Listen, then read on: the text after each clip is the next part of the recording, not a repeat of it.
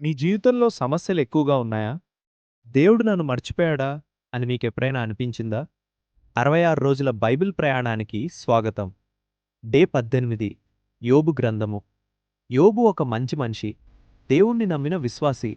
కానీ ఒక్కసారిగా అతని జీవితంలో అన్నీ మారిపోయాయి. అతను తన ఆస్తిని, ఆరోగ్యాన్ని కోల్పోయాడు. అతని కుటుంబం తీవ్రమైన బాధను ఎదుర్కొంది. అయినా యోబు దేవుణ్ణి వదల్లేదు. ఇక్కడ ఈ పుస్తకం మనకు ఒక గొప్ప సత్యాన్ని నేర్పుతుంది. జీవితంలో సమస్యలు వచ్చినంత మాత్రాన దేవుడు మనల్ని మర్చిపోయాడని కాదు. కొన్నిసార్లు మనకు అర్థం కాకపోయినా దేవుడు మన జీవితంలో పనిచేస్తూనే ఉంటాడు. యోబు చాలా బాధలు అనుభవించాడు. కానీ చివరి వరకు దేవుణ్ణి విడిచిపెట్టలేదు. చివరికి దేవుడు అతని జీవితాన్ని మళ్ళీ ఆశీర్వదించాడు.